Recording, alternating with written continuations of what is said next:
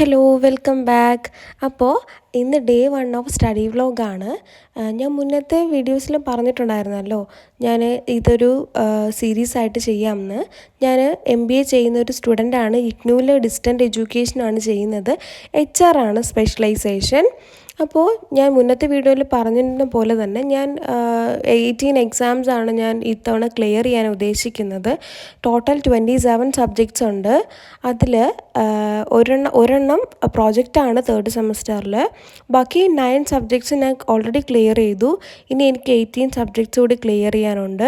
മുന്നത്തെ എക്സാംസ് ഒന്നും എനിക്ക് എഴുതാൻ പറ്റിയിട്ടുണ്ടായിരുന്നില്ല. എനിക്ക് പ്രോപ്പറായിട്ട് എനിക്ക് ഓഫീസിൽ നിന്ന് ലീവ് കിട്ടാത്തത് കൊണ്ടൊക്കെ എനിക്ക് ഒരുപാട് സബ്ജക്റ്റ് മിസ്സായി. ഞാൻ അപ് ടു ഡേറ്റ് ആയിട്ട് ഒന്നും ക്ലിയർ ചെയ്തിട്ടുണ്ടായിരുന്നില്ല. സോ ഞാൻ വിചാരിച്ചു എല്ലാം ഈ ഒരു തവണ തന്നെ ഫുൾ എഴുതി തീർക്കാമെന്ന്. അപ്പോൾ ഞാൻ വലിയൊരു റിസ്ക് എടുക്കാൻ പോവാണ്. ഞാനിപ്പം എടുത്തേക്കുന്ന സബ്ജക്റ്റ് MMPC 8 ആണ്.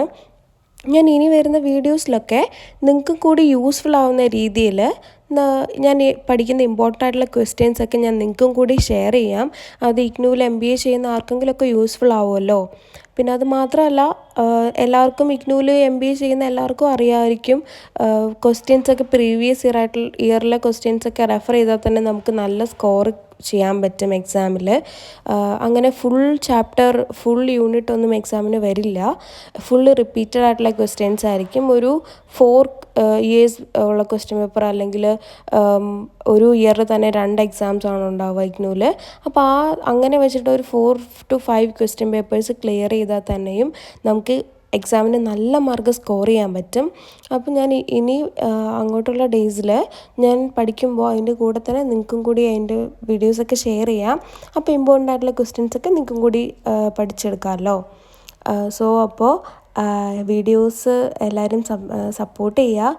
ആരെങ്കിലും ചാനൽ സബ്സ്ക്രൈബ് ചെയ്യാതെ കാണുന്നുണ്ടെങ്കിൽ എല്ലാവരും ഒന്ന് സപ്പോർട്ട് ചെയ്യണം കേട്ടോ.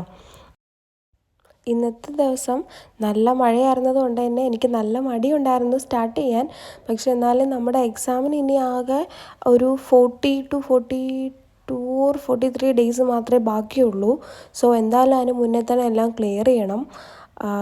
അപ്പോൾ ഞാൻ ഫസ്റ്റ് മുതൽ ബേസിക് മുതൽ എല്ലാം പഠിച്ചു തുടങ്ങണം. ഞാൻ ഒന്നും പ്രിപ്പയർ ചെയ്തിട്ടുണ്ടായിരുന്നില്ല.